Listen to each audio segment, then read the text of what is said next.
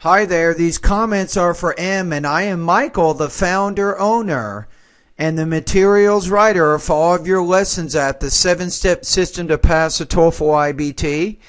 And you completed one of my pronunciation homework exercises, and you're also one of my students in the English language program at California State University, San Bernardino.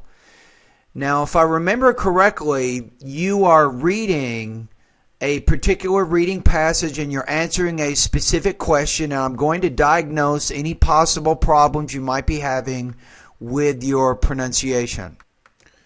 All right, let's hear what you have to say. At the English Language Program, ELP, at CSUSB, we are committed to the furthering of knowledge and fulfilling our educational mission.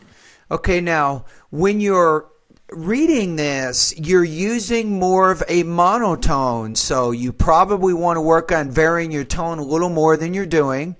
Go to intonation lessons in the pronunciation part of my course, lessons number 35 through 40, to learn more about intonation.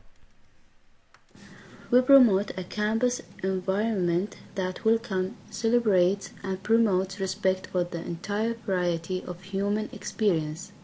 In our commitment to diversity, we welcome people from all backgrounds, and we seek to include knowledge and values from many cultures. You see the word values. Pronounce that values. In the curriculum and extracurricular life of campus community, we extended to the... Okay, let me put this. Okay, here we go. To each other, compassion and goodwill, so that we all may feel comfortable being ourselves in a safe learning environment to further and promote this. So when you get to that last thing, to a safe learning environment, your tone was kind of rising there, but you're actually done with that idea, so you actually say something like, in a safe learning environment. When you get to the end of a thought group, your tone needs to drop. You don't want it to rise. So again, you want to do a little bit of study with intonation. You can go to the second section of my course and study about that. Safe learning environment, all student information, whether personal or academic, is kept confidential between the faculty and administration. All right. So now you're going to answer part B, the second question. So English language is very important because wherever you go, as long as you can speak English, you can survive.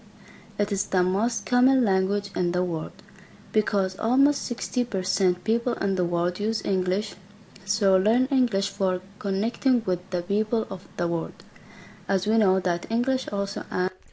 Now it almost sounds like you're reading here. You want to sound natural, right? So speaking naturally involves really two things: working on your sentence rhythm, your intonation, and also your thought groups and blending. But the way that you're speaking this, it just doesn't sound natural at all. An international language, so it is a source to explore the world. This language has been the common language of the world for decades, and it's helped us to find a job and meet new friends. And it helps us. When you use it, then the verb needs to be singular, and it helps us. Friends, one, social networking. All right, so I'd recommend right now, you have pretty good control of your vowel and your consonant sounds, but like I said, with pronunciation, there's more than just pronouncing vowel and consonant sounds correctly, right? So again, if you go to the lesson sentence rhythm, intonation, and thought groups and blending, you can learn more about how to speak more naturally and more fluently. All right, so right now, let me give you an intelligibility score. You have some idea of where you are right now. Okay, in the syllabus I emailed you, if you go to the assessment criteria, you want to learn more about the rubrics I use to evaluate your pronunciation, you can just click on that. And it opens up you'll see this particular document here.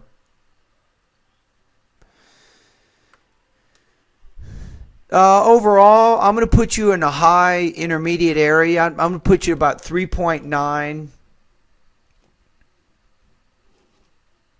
out of 7.